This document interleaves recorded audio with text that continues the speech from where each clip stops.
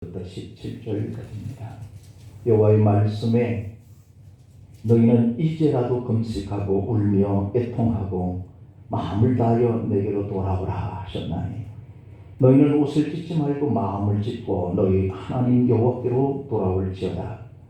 그는 은혜로우시며 자비로우시며 노하기를 도디하시며 인애가 크시사 뜻을 돌이켜 재앙을 내리지 아니하시나니 주께서 혹시 마음과 뜻을 돌이키시고 그 뒤에 복을 내리사 너희 하나님 여호와께 소제와 전제를 드리게 하지 아니하실는지 누가 알겠느냐.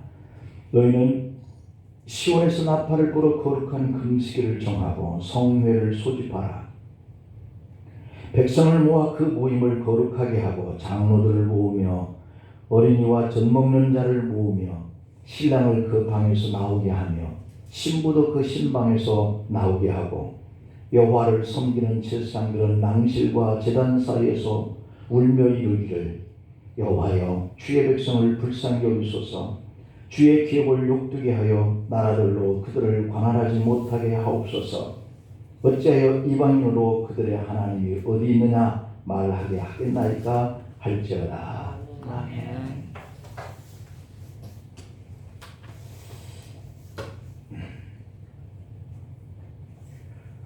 오늘 주제는 내게로 돌아오라 라고 하는 말씀입니다.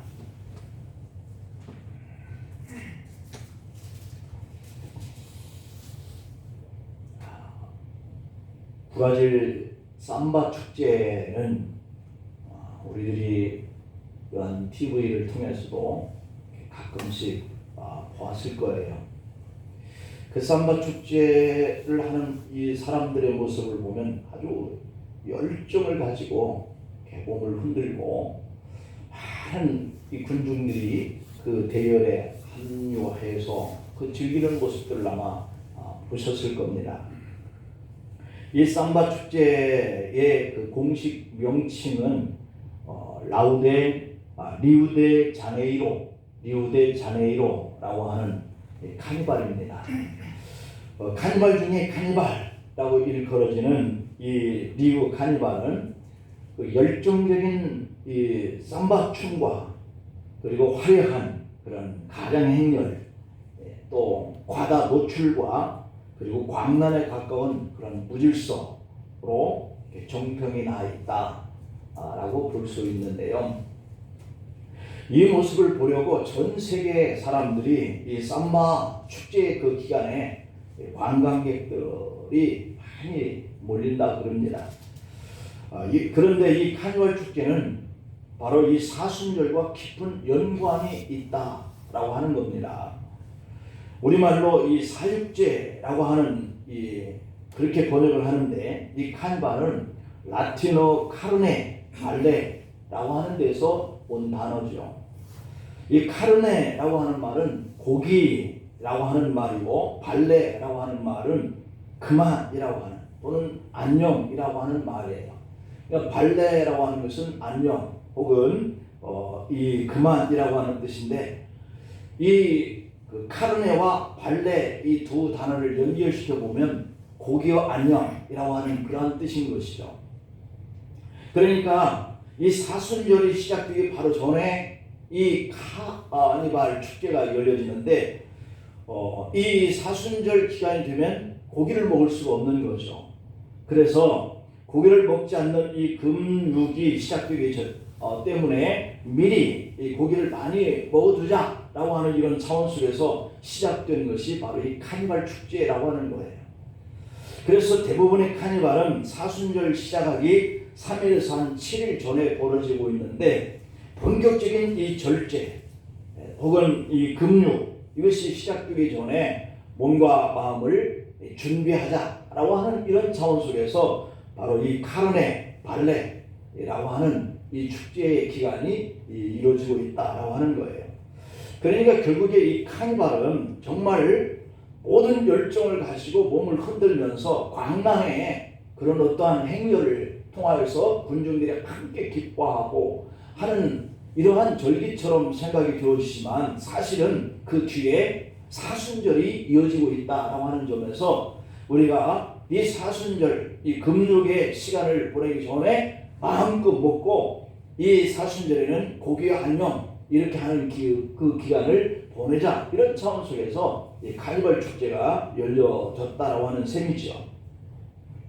자, 그러나 오늘 이 카니발은 사순절 준비라고 하는 본래의 취지와는 관계없이 먹고 마시고 즐기고 노는 일에만 광적으로 몰두하는 이러한 형태로 변질되었다라고 하는 겁니다. 오히려 이때의 한 해의 향락과 그러한 놀이를 다 보내려고 하는 듯한 그러한 열광이 있는 것이죠. 그뿐 아니라 카니발이 끝나도 더 이상 사순절의 절기와 함께 이어지지 못하고 있다라고 하는 겁니다. 이 경건과 절제의 삶을 시작하지 않는다, 그런 뜻이죠. 마태복음 24장의 38절 39절 말씀을 보면 홍수 이전에 노아가 방주에서 들어가던 날까지, 방주에 들어가던 날까지 사람들이 먹고 마시고 장가들고 시집가고 있으면서 홍수가 나서 그들을 다 멸하기까지 이 일을 계속 했다는 거예요. 깨닫지 못하였다. 인자의 임함도 이와 같으리라. 주님이 언제 오시는지 우리는 알지 못하고 믿음으로 준비해 가면서 살고 있는데, 이 광란의 카니발과 같은 이런 축제가, 먹고 마시고 이러한 축제가 계속 일어나게 될 것이다 라고 하는 것이 바로 이 노아 홍수 전에 사람들이 행동했던 모습과 같다라고 이렇게 표현을 하고 있는 말씀이죠. 먹고 마시고 광란적인 춤을 추는 그런 모습은 바로 이 말세적인 현상을 표현하고 있는 거죠. 그러나 노아는 홍수의 심판에 경고를 받고 준비하기 시작합니다. 사람들은 이것을 무시하고 먹고 마시고 장가들고 시집가는 일에 광적으로 몰두를 하다가 심판을 피할 수 없었다라고 하는 것이 이 성경에서 우리에게 가르쳐주고 있는 교훈이잖아요.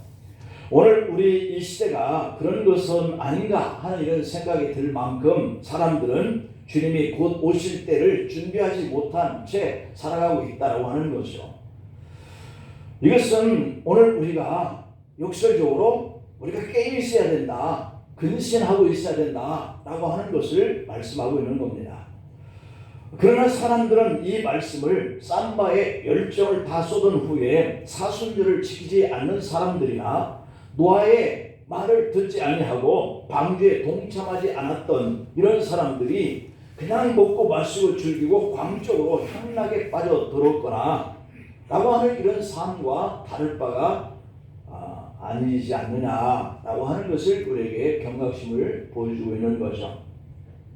특히 경건의 깊이를 더해야 할 이 사순절 바로 직전에 그들은 더욱더 향락에 취했다. 다시 말하면 이것이 사순절 이 40일 동안에 우리가 고기도 먹지 못하는 이 기간에 미리 그냥 먹고 이제 고기 안녕 이렇게 하듯이 이 40일 동안 고기를 참아야 하니까 먹고 마시자, 이런 차원에서 끝내고 바로 돌입하는 이 사순절에 이들이 같이 또 그러한 고난의 의미와 그리고 주님의 그 십자가를 생각하면서 경건하게 사는 모습을 이어졌다고 한다면 이 사순절 전에 이 카니발 축제라고 하는 것은 사람들에게 상당히 어떤 의미가 있지 않았을까 생각이 들어요.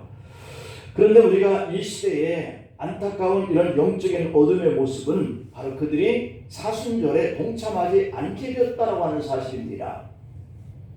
우리의 믿음의 사람들은 종말이 가까울수록 더욱더 경건에 연습하는 삶을 살라라고 이렇게 표현을 했죠.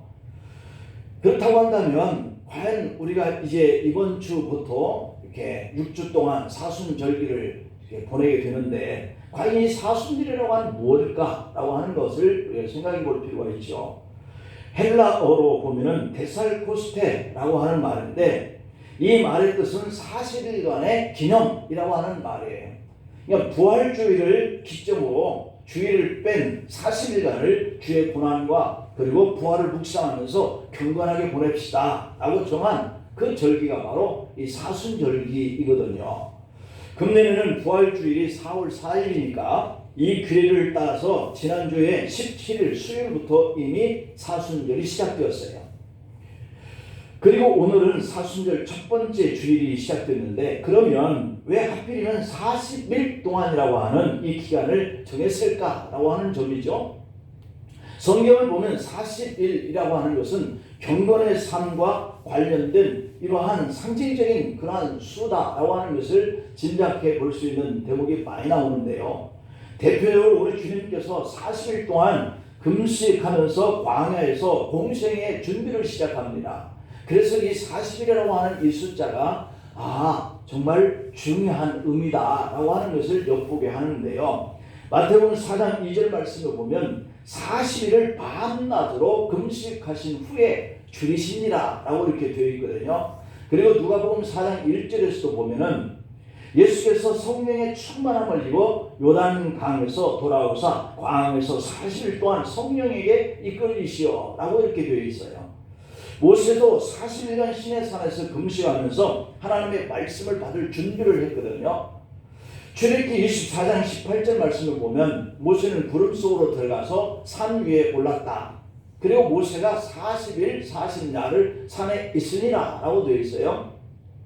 뭔가 하나님의 일을 해나가기 전에 하나님으로부터 말씀을 받기 위해서, 혹은 공생의 이 기간을 3년 동안 하시기 전에 하나님 앞에 준비하는 이 예수님 앞에 금식이라고 하는 이 40일, 모세 앞에 이렇게 하나님 말씀을 받기 위해서 40일 동안 머물러 있는 이러한 의미가 이 40일이라고 하는 것이 항상 수식어가 붙어 있단 말이에요.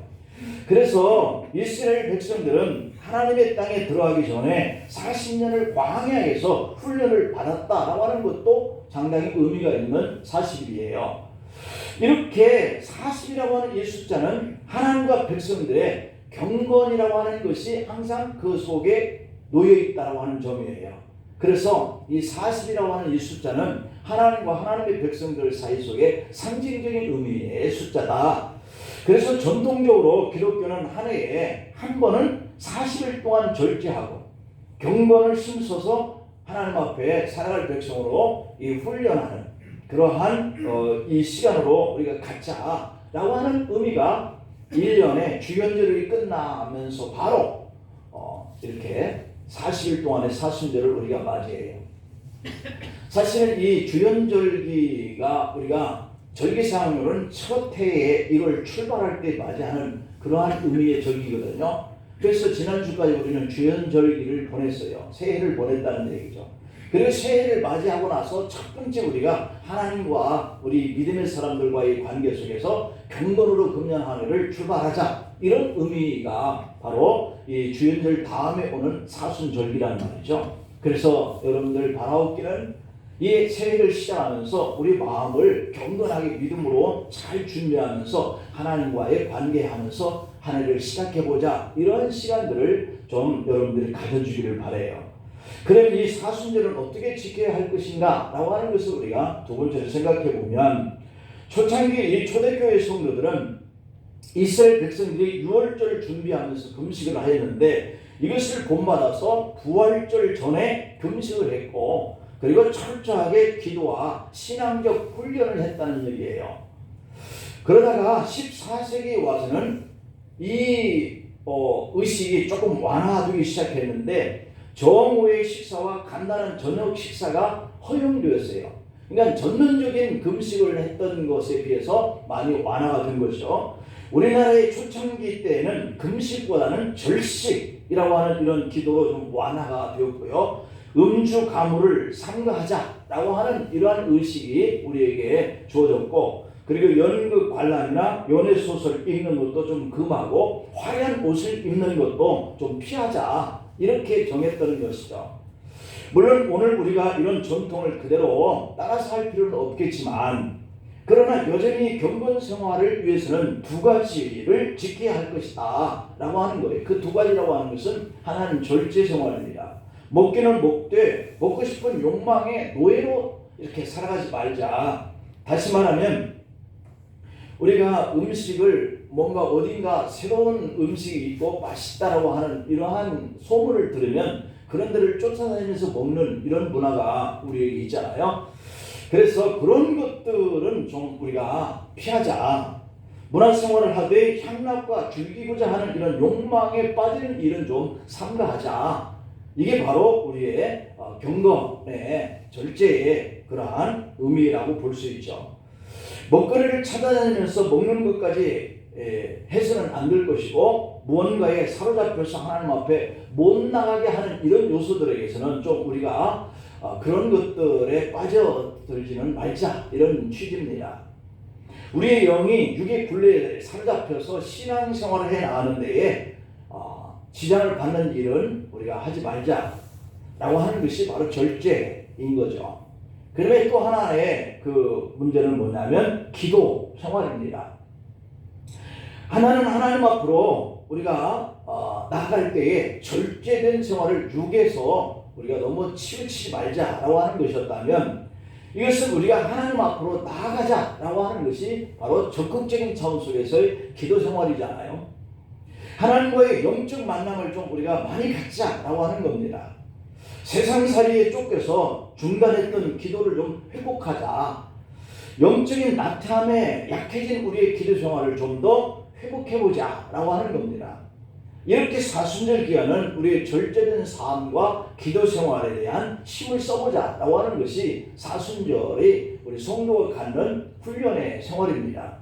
그렇다면 이 사순절이 우리에게 주는 메시지는 뭘까라고 하는 것이 세 번째 우리가 생각해 볼 부분인데요. 특별히 오늘 본문 속에서 이렇게 교훈합니다. 첫째는 하나님께 돌아오라는 겁니다.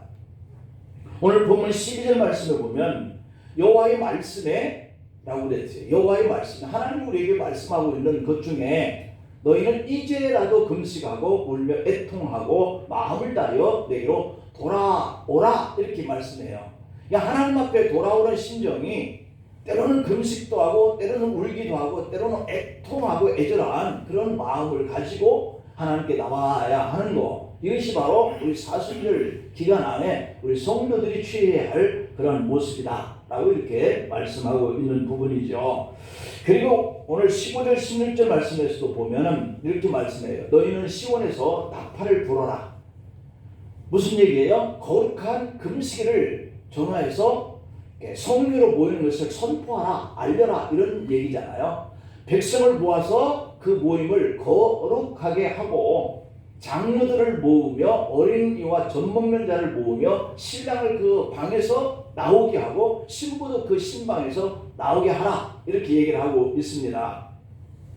여러분, 어린 아이부터 이 장년의 연장자인 장로에 이르기까지 전쟁터에 나갈 때 예외로 남겨졌던 것이 바로 신랑이거든요.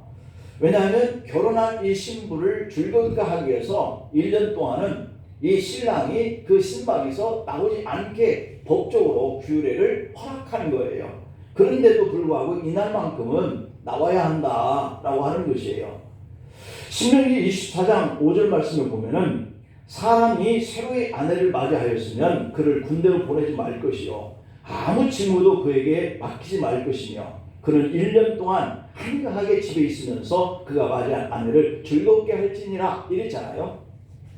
그런데 오늘 이 본문 속에서 하나님 앞에 나오라 하는 날은 바로 이렇게 하나님 앞에 모여서 이렇게 사순절을 보내거나 또는 기도 생활을 해야 하거나 하는 이러한 성의로 모일 때는 예외가 없다, 이런 얘기죠.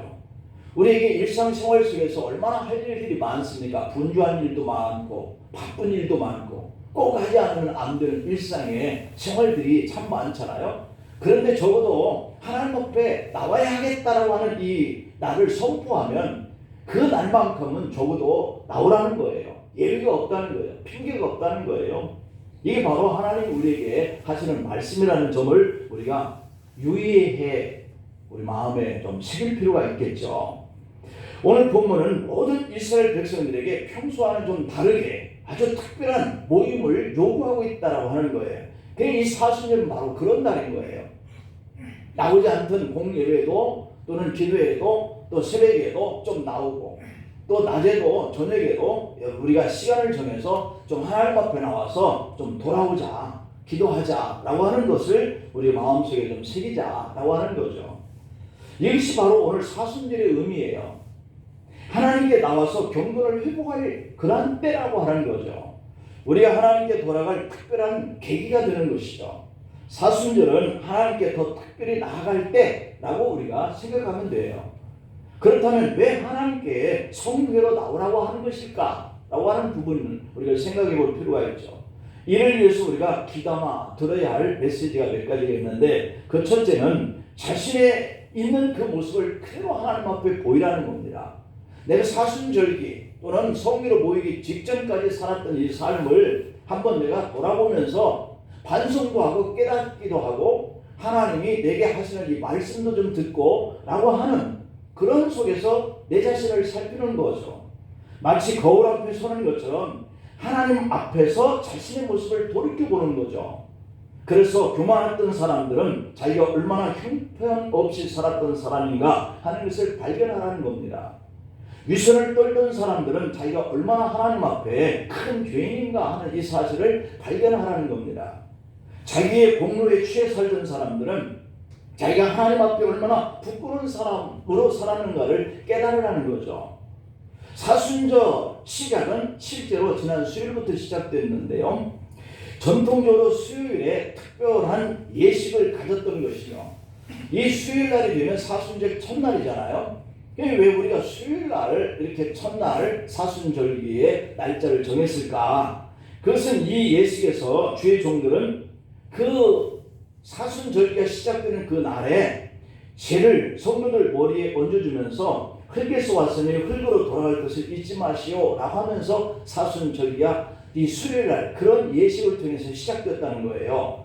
여기서 이 죄를 그 성도에게 뿌려주는 것은 그의 죽음을 상징한다 그래요. 죄를 그 머리에 얹는 것은 방해했던 내 자신을 돌아보라 하는 그런 의미였다는 거죠. 그렇습니다. 나도 언젠가는 이렇게 한 줌의 죄가 될 사람인데 내가 지금 하나님 앞에 어떻게 살고 있나 하는 경각심을 일깨우는 그런 의식이라고 했다는 겁니다. 우리가 하나님 앞에 있지 않으면 우리 자신이 누구인가는 잊어버리고 살게 되어 있거든요. 우리는 남의 눈에 티를 보면서 자신의 들보를 보지 못하는 삶을 사는 사람들이에요. 그렇기 때문에 우리가 하나님 앞에서 떠나 살면 하나님을 잊게 됩니다. 그리고 자신이 누구인가도 잊게 되죠. 내가 무엇을 해야 할 사람인가도 잊게 되죠. 전도서 7장에 13절 14절 말씀을 보면 하나님께서 행하시는 그 일을 한번 보아라. 하나님께서 굳게 하신 것을 누가 등이 곧게 하겠느냐.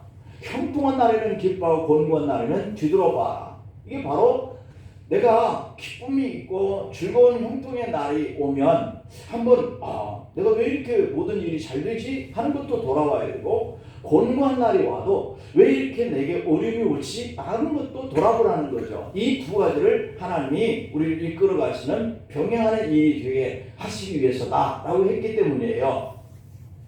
러시아의 문호 톨스토이는 진정한 사나이가 되려면 세 곳을 다녀와야 된다 그런 말을 했어요.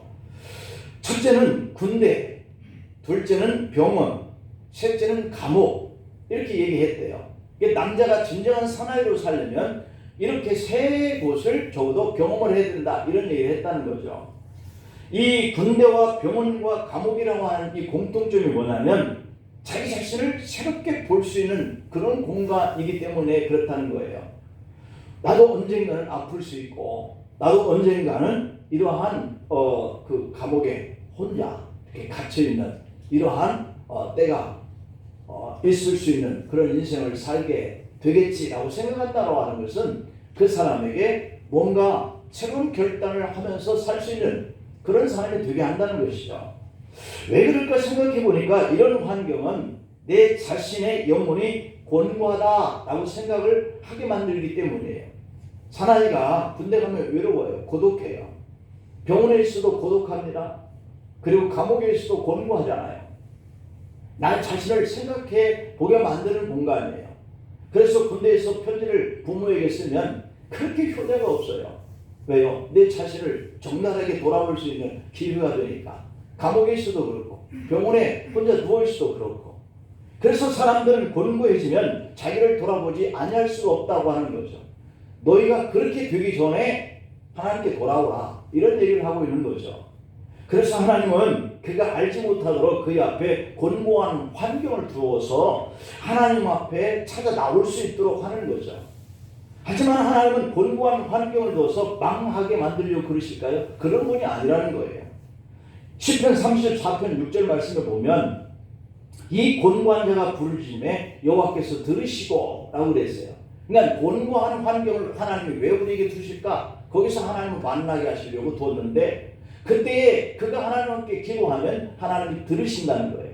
그래서 들으시는 그분이 모든 그 어떤 환난 속에 있다 할지라도 그를 건져내 구원해 주신다라고 분명하게 언급을 하고 있죠. 그래서 사람들이 곤고해지면 하나님을 찾게 되어 있어요. 하나님을 찾는다라고 하는 것은 그가 자기 자신을 돌아보고 깨달았다라고 하는 의미잖아요. 이렇게 곤고하게 하신 하나님의 계획은 자신을 돌아보고 하나님 앞에 나오기를 원하시기 때문에 가끔씩 형통한 우리의 삶 속에 곤고한 환경을 주신다는 거죠. 이렇게 곤고하게 하신 하나님, 하나님의 그 계획은 나를 돌아보고 하나님께 나와서 부르짖으면 내가 여기 있다 라고 그를 건져내 주시기 위해서다 라고 말씀하는 것을 우리가 기억할 필요가 있습니다. 바로 이 사순절기는 내가 곤고하다 라고 하는 생각을 가지고 주님 앞에 나와서 주님께 만남을 가지고 자기가 경건하고 그리고 그동안에 내 자신의 모습을 돌아볼 수 있는 그런 기회의 시간을 우리에게 금년에 시작하면서 첫 번째로 우리가 만나주는 절기다라고 하는 것이 사순절이에요. 사무엘하 22장 28절에 보면 주께서 곤고한 백성은 구원하시고 교만한 자는 살피사 낮추신다 라고 이렇게 되어 있잖아요. 그러나 곤고할 때마다 많은 백성들이 다 하나님을 찾아 나오는 것은 아니에요. 계시록의 3장 16절 17절 말씀을 보면 네가 이같이 미지근하냐? 왜 뜨겁지도 않고 차지도 아니하냐? 내 입에서 너를 토하여 버리겠다. 네가 말하기를 나는 부자라 부요하다 부유한 것이 없다 라고 생각한다고 그러잖아요. 그런데 이 곤고한 것과 가련한 것과 가난한 것과 눕는 것과 벌거벗은 것을 왜 그렇게 모르느냐 라고 말씀해요. 자기 혼자만 부유하고 자기 혼자만 부족함이 없다고 생각할 뿐이지 하나님이 그의 모습을 보니까 가련해요. 벌거벗은 것 같아요. 가난한 것 같아요. 그렇게 보여지는데 자신만 그걸 볼 수 있는 안목을 갖지 못하기 때문에 하나님 앞에 그 곤고한 환경 속에서도 나오지 못한다라고 이렇게 지적을 하고 있는 것을 볼 수 있습니다. 그래요. 자신의 곤고함을 다 깨닫는 것이 아닌 것이 오늘 우리가 주님 앞에 나와서 주님 제 삶의 환경이 곤고합니다. 구원해 주세요. 라고 시인처럼 아까 고백할 수 있는 이 사람은 정말 곤고한 것이 아닌 것이죠. 왜냐하면 하나님이 그 문제를 해결할 수 있는 깨달음을 갖고 있기 때문이죠. 라오디게아 교회는 이렇게 하나님 앞에 나와서 자신의 모습을 깨닫기 바라서 하나님이 그들에게 곤고한 환경을 주었지만 그들이 알지 못했다. 그래서 하나님은 그들을 토해내치겠다라고 말씀을 하고 있죠. 이 사순절에 우리는 하나님 앞에 서서 나의 자신의 교만함과 그리고 미지근했던 삶과 그리고 곤고했던 것을 발견하지 못한 것을 발견할 수 있는 그런 기회가 이번 사순절에 꼭 되기를 간절히 축복합니다. 바울은 그래서 로마서 7장 24절 25절에서 오라 나는 곤고합니다. 이 사망의 몸에서 누가 나를 건져낼 수 있죠? 그렇게 고백을 해요. 그러더니 우리 주 예수 그리스도로 말미암아 하나님께 감사하리로다. 왜 감사할까요? 내 자신이 마음으로는 하나님의 법을 육신으로는 주의 법을 섬기노라 하는 깨달음을 가졌기 때문이에요. 우리도 곤고한 환경이 처해지면 아하 하나님 앞에 나오라고 하는 그런 깨달음의 시간이구나 그런 환경이구나 이렇게 생각을 하고 우리가 주님 앞에 바울처럼 나와서 기도하다가 자신에게 그러한 감사의 기회가 될 수 있기를 이렇게 사순절기에 여러분들이 많이 경험할 수 있기를 축복합니다. 그 다음에 두 번째로는 참여하라라고 하기 때문에 참여하라. 오늘 본문 12절 중반부에 보면 너희는 이제라도 금식하며 울며 애통하라 그랬죠. 그리고 17절에 보면 여호와를 섬기는 제사장들은 낭실과 제단사에서 울어라. 여호와여 주의 백성을 불쌍히 여겨주세요. 주의 기업을 욕되게 하여 나라들로 그들을 관할하지 못하게 하옵소서 이렇게 기도하라고. 어찌하여 이방인으로 그들의 하나님이 어디 있느냐 말할 수 있는 자리로 그들을 하나님께서 징계하시느냐고 울라는 겁니다. 하나님이 보실 때에 당시 이스라엘 백성들은 하나님 앞에 나와서 통곡하여도 시원치 않을 그러한 정도로 죄 중에 놓여 있었다는 겁니다. 그래서 하나님은 백성들에게 지금이라도 늦지 않았다, 이제라도 늦지 않았다, 지금도 금식하고 울고 애통해하면 내가 너희들을 건져내 주시겠다, 이렇게 약속을 하고 있거든요. 그래서 우리는 중요한 단어는 이제라도입니다. 이제라도.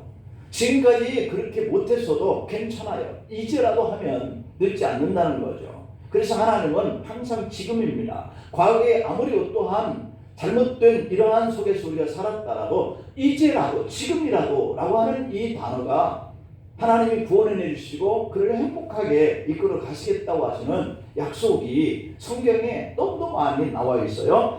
그래서 이 하나님의 백성들은 이제라도 나와서 울고 하나님께 기도하면, 그리고 제사장들도 그 백성들을 위해서 울면이라고 되어 있어요.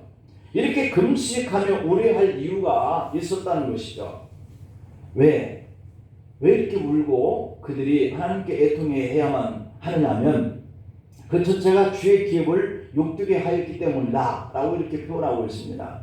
여러분, 주의 기업에 대한 욕을 보이는 것이 무슨 뜻일까요?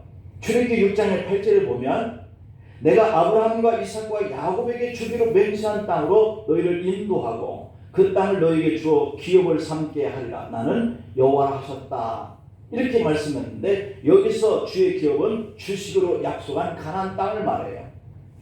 신명기 9장 26절에 보면 여호와께 간구하여 이르되 주 여호와여 주께서 큰 위엄으로 속량하시고 강한 손으로 애굽에서 인도하여 내신 주의 백성 곧 주의 기업을 멸하지 마옵소서 라고 했는데 여기서 이스라엘 백성은 곧 주의 기업이었어요. 가나안 땅이 주의 기업이었고 이스라엘 백성 자체가 하나님의 주의 기업이었어요.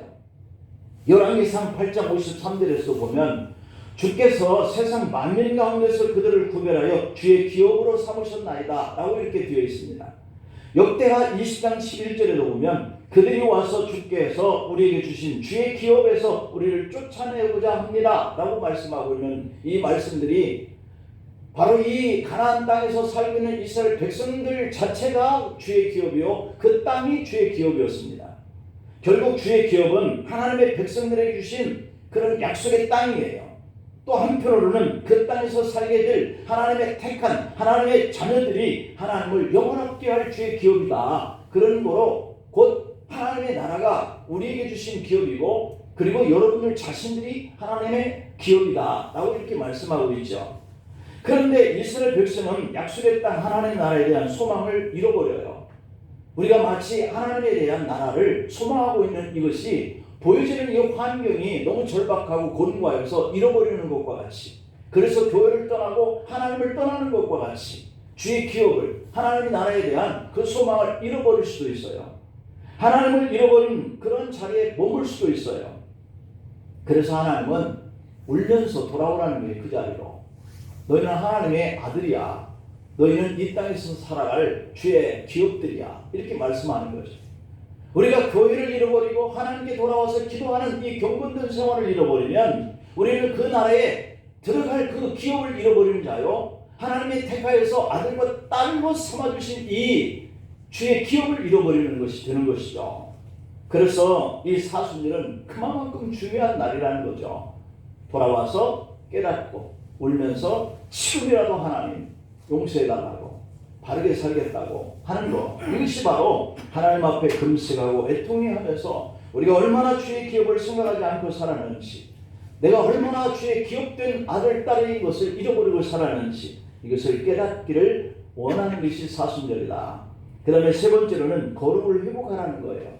오늘 16절 말씀을 보면은 백성을 모아서 그 모임을 거룩하게 하고 라고 되어 있거든요.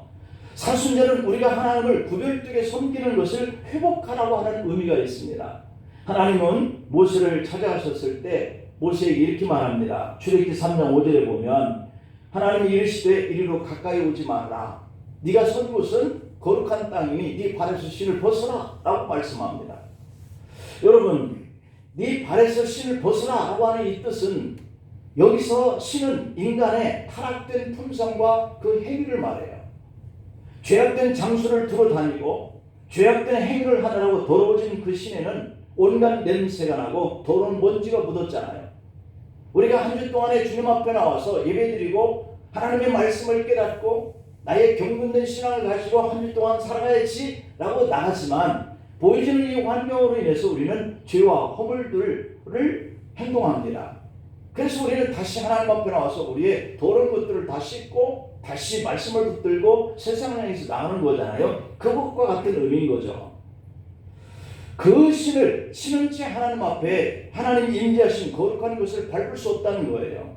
그런 허물과 죄로 오염된 인간은 감히 하나님의 거룩한 존재에 설 수 없기 때문에 그 일꾼으로 쓰임받기 위해서는, 하나님의 백성으로 살아가기 위해서는 인간의 재능과 자존심을 과감하게 버리고 겸손하게 순복하는 이런 자세로 하나님께 영광을 돌리고 또 고난도 각오하라 라고 하는 그런 의미가 바로 신을 벗으라 라고 하는 의미예요. 레위기 11장 44절 말씀을 보면 내가 거룩하니 너희도 몸을 구별하여 거룩하게 하라 이러잖아요. 여기서 거룩이라고 하는 이 말은 하나님 앞에서 세상의 더러움을 벗어내고 하나님과 교제할 수 있도록 구별 좀 해라 이런 뜻이에요. 그래요. 오늘 우리는 이 사순절기 동안에 세상과 하나님 사이에 있는 우리의 삶을 좀 구별하면서 살자 이런 취지가 있는 거죠. 하나님은 우리가 타락하고 패역한 이 세상과 철저하게 구별되어서 하나님의 백성으로 살아가기를 원한다는 거거든요. 거룩한 백성으로 살기 위해서는 두 가지가 필요해요. 하나는 거룩에 대한 열심이 있어야 돼요. 우리가 오늘 이 말씀을 들어도 이 열심을 우리가 행동으로 나타내지 않으면 아무 의미가 없는 것이죠. 왜냐하면 경건하게 살 수 있는 이런 기회와 그런 날과 그러한 각오를 아무리 우리가 들어도 내가 그렇게 해야지 라고 하는 생각이 없으면 똑같아요. 안 되는 거죠. 열왕기하 10장의 16절 17절에 보면 예후가 이렇게 얘기를 합니다. 나와 함께 가서 여호와를 위한 나의 열심을 보라 하고 이에 예후가 자기 병거에 아비나답을 태우고 사마리아에 이르러 거기에 남아있는 아합에게 속한 자들을 죽여 진멸하였으니 여호와께서 엘리야에게 이르신 말씀과 같이 되었더라 이렇게 얘기하고 있거든요. 그러니까 하나님께 향한 순종의 열심이 예후에 있었기 때문에 이렇게 실천했다는 거죠. 바울은 로마서 12장 11절에 보면 부지런하여 게으르지 말고 열심을 품고 주를 섬기라 이랬습니다. 이 열심은 우리가 하나님께 향해야 되는데 이걸 잃어버리면 이 땅에서 하나님 백성답게 못 산다는 거죠. 다른 하나는 거룩한 삶을 위해서 용기가 필요해요. 결단도 필요하지만 용기도 필요해요. 그 결심한 것을 행동하기 위해서 우리의 삶의 자리에서 뭔가 용기가 있어야 되지 않겠어요? 우리가 결심을 하는데 용기가 없으니까 자꾸 못하게 되는데 하나님의 백성들은 말을 잘 해야 합니다. 하나님 앞에서는 yes, 세상의 더러움 앞에서는 no 라고 할 수 있어야 된다는 거죠. 이 세상은 믿는 성도들을 얼마나 유혹하고 유혹하는지 모르기 때문에 신명기 11장 16절 17절에 보면 너희는 스스로 살아간다. 어떻게 성도들이 삶의 자리에 있을 때 목회자가 따라다니면서 이걸 하면 안 됩니다. 이건 하십시오. 이렇게 할 수가 있겠어요? 못하잖아요. 오늘 말씀하면 끝이에요. 여러분들의 삶의 자리로 돌아가면 여러분 스스로가 결단하고 용기를 발휘하면서 살아야 하는데 스스로 해야 돼요. 스스로. 두렵건대 마음에 미혹하여 돌이켜 다른 신들을 섬기며 그것에게 절함으로 여호와께서 너에게 진노한다. 이러죠. 내가 스스로 결단하고 용기를 발휘해서 하는 일 속에 하나님이 칭찬하실 수 있는 일을 할 수도 있고 하나님이 진노를 바랄 수 있는 일들을 할 수도 있어요. 만약에 진노할 일을 한다면 하늘을 닫아서 비를 내리지 않겠다. 땅에 소산을 내지 않게 하겠다. 너희가 여호와께서 주신 아름다운 땅에서 속히 멸망할까 하노라 걱정하고 있어요. 세상에 미혹당하여서 하나님을 떠나면 하늘 문이 닫힌다는 거예요. 그래서 우리가 필요한 것이죠. 하나님의 뜻대로 말씀을 붙들고 하나님 아들, 다시 말하면 주님의 기업에 또는 주님이 주신 이 기업의 땅에서 하나님께서 약속을 가진 자녀로서 살아갈 만한 그러한 결심과 또는 그런 용기를 가지고 내가 살아야지. 그렇지 않으면 내가 아무리 애를 써도 하나님께서 하늘 문을 닫아버리면 내 소산에 그러한 것들을 적게 만들어 버리시면 그 수고의 땅이 의미가 없게 된다는 거예요. 그래서 우리 스스로가 이런 결심한 것을 용기를 가지고 사는 것을 미혹과 유혹에 쫓아가는 그런 일이 아니라 하나님을 더 가깝게 하고 지금이라도 늦지 않았다. 돌이켜서 울고 금식하고 기도하면 돌이켜서 소산을 많게 하겠다. 너희가 하는 그 모든 일들을 축복할 수 있는 비를 내리겠다. 아름다운 땅에서 살아갈 수 있게 하겠다. 이렇게 약속하죠. 우리가 이 세상에서 미혹되면 하나님을 떠납니다. 세상 것을 많이 쌓으려고 하는 욕심에 빠집니다. 그러나 그것은 하나님이 닫아버리는 이런 결과를 가져오게 되어지면 의미가 없게 되어진다라고 하는 이 말씀을 우리가 기억하면서 이 사순절 하나님을 더 많이 생각하고 더욱더 결심하고 각오한 바대로 우리 하나님 앞에 경건하게 살아내서 하늘에서 이른 비와 늦은 비가 내리고 우리가 수고하는 것보다 더 훨씬 많은 그런 소산들을 우리에게 부어주셔서 우리가 사는 이 주의 기업의 땅에 이런 아름다운 일들이 계속 일어나기를 축원합니다. 기도하시겠습니다. 사랑의 주님, 지금이라도 늦지 않았으니 돌아오라, 돌아오라 말씀하시고 돌이켜 깨달으라 라고 말씀하신 것대로 저희들이 다시 한번 마음에 결심하고 용기를 가지고 우리가 한 주간을 시작해 보려고 합니다. 하나님, 하늘문을 여셔서 이른 비 늦은 비를 내리셔서 소산이 많게 하시고 우리가 거처하는 우리 장방 안에 또는 운영하는 사업장과 직장 안에 더 많은 아름다운 열매들이 주렁주렁 맺혀지게 하여 주셔서 하나님이 이렇게 하셨다고 고백하고 우리가 하나님께는 더 큰 영광을 돌리고 주신 것들을 통해서는 우리가 평안한 삶이 또는 넉넉한 삶이 풍족한 삶이 보장되시고 주님을 기쁘시게 살아가게 하여 주옵소서. 예수님의 이름으로 기도하옵나이다.